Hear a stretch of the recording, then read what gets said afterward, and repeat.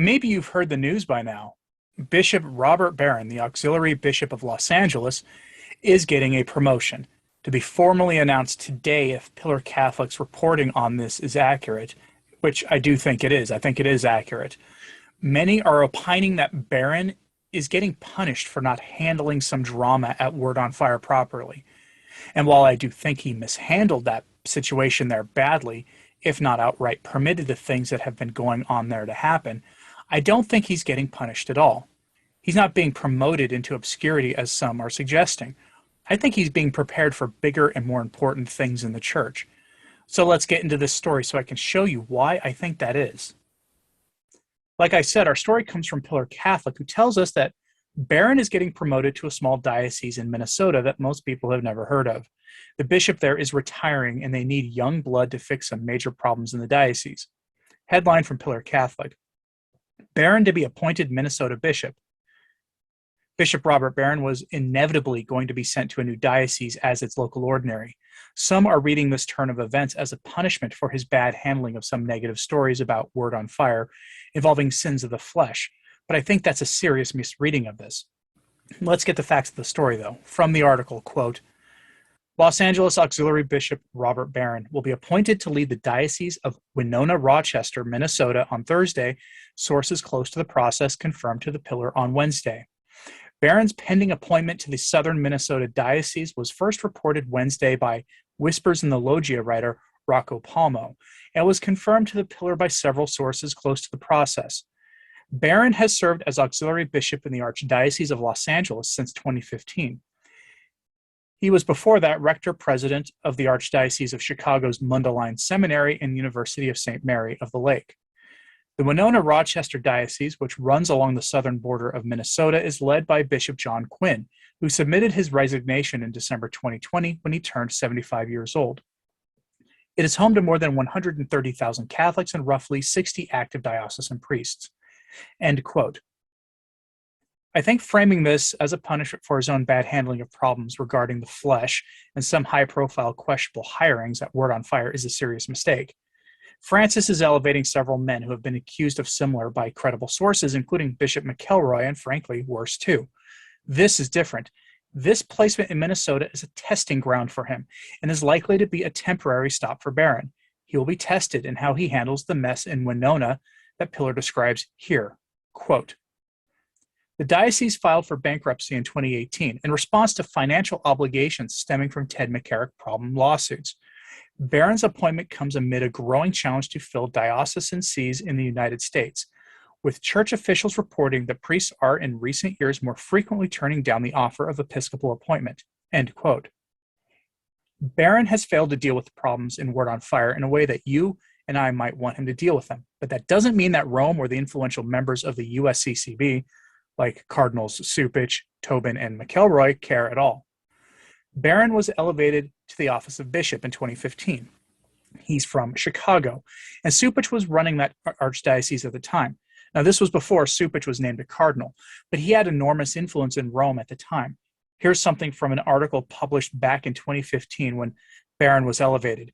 Here we see Cupich singing the praises of America's now Bishop of the Archdiocese of the Internet, Robert Barron. Quote, Bishop Barron, you have given your life as a priest and a scholar to aiding people to become free intellectually, spiritually, and humanly, the Archbishop said.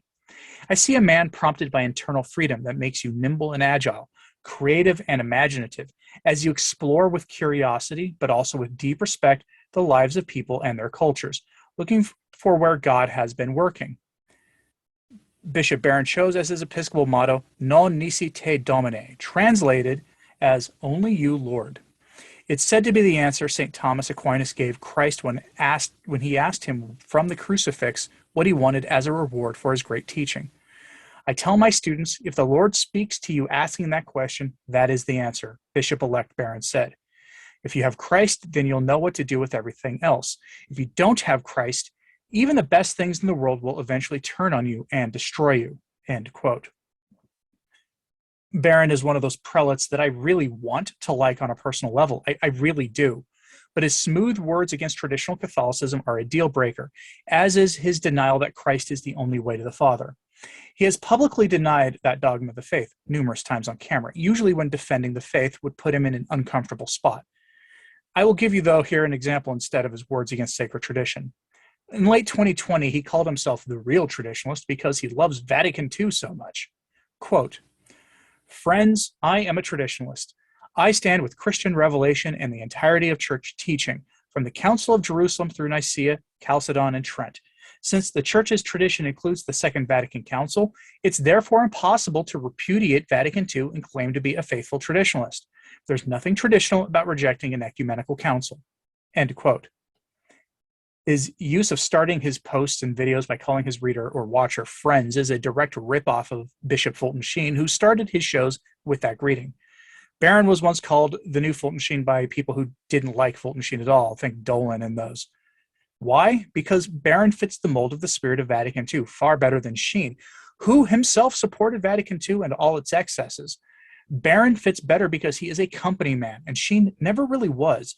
He privately tussled with his own superiors, to the point where he was banished to Rochester, where he ran the diocese rather poorly and isn't fondly remembered. Barron falls in line with the spirit of Vatican II without question, and he avoids public confrontation with other bishops. Instead, we should look at this promotion for what it is. It is a promotion, fueled perhaps by the pressing need for willing priests to become bishops. We know that most bishops turn down offers for being elevated to the episcopal office.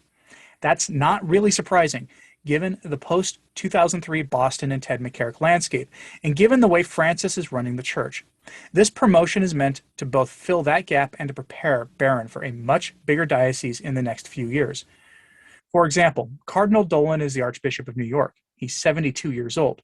He will retire in 8 years, give or take, unless the Lord calls him to his particular judgment before that. Cardinal O'Malley of Boston is 77 years old. In just 2 years, he ages out, since he'll turn 78 at the end of June. Archbishop Schnurr of Cincinnati is turning 74 at the end of this month, and will be due to retire in 2028 unless he goes to his judgment before then. There are other bishops of major dioceses close to retirement age, and that does not include figures like Farrell, Supich, and others, who are almost certainly going to be given permanent positions in the Roman Curia in the next year or two as their stock in Rome increases. This is all predictable, so instead of looking at Barron's promotion as a punishment, we should be looking at it in the light of him being prepared for future leadership posts in the church. Rome does not care about accusations of the kinds of mismanagement that have been leveled at him, nor do they care about some of the other charges of personal improprieties that have been laid at his feet. If they did, McElroy would never have been given a red hat, and I will give you more information tomorrow on McElroy, so tune in, because it is really staggering. Barron's appointment clearly shows that they are shoring up support for Francis's side of things amidst a growing divide among the bishops as we head into a consistory and probably a conclave in the next 2 years. Here's an example of this. We have an update on the story of the illicit ordination of Father Dom Alcuin. From the tablet, headline, "Traditionalist monk suspended following clandestine ordination."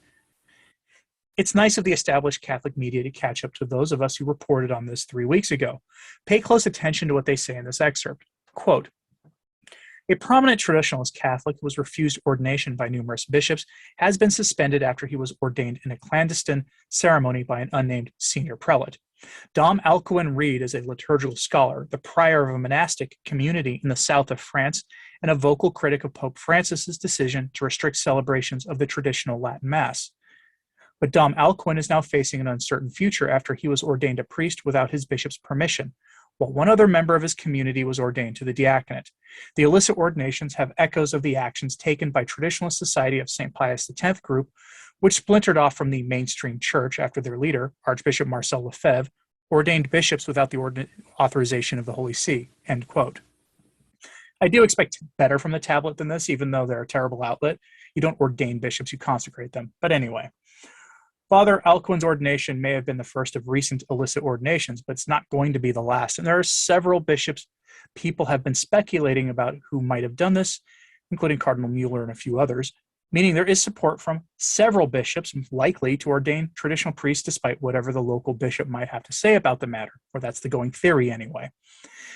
And it's a sign of a serious divide among the bishops, and it shows us why Francis promoted Supich to oversee traditional liturgy, like I reported earlier today. And if you haven't watched that video, please do so you can see just how bad things are getting.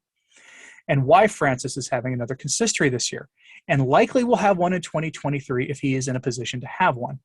Francis is planning for the future, and Barron is part of that planned future, while good priests like Father Dom Alcuin simply are not. So what do you think of all this?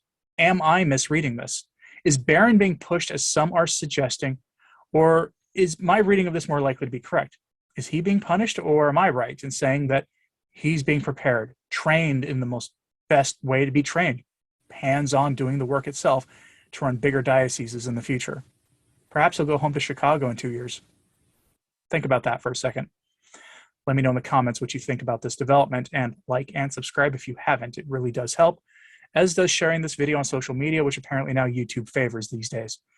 Keep Bishop Barron in your prayers, even if you don't care much for him. And as always, pray for the Church. I'm Anthony Stine. Ave Maria.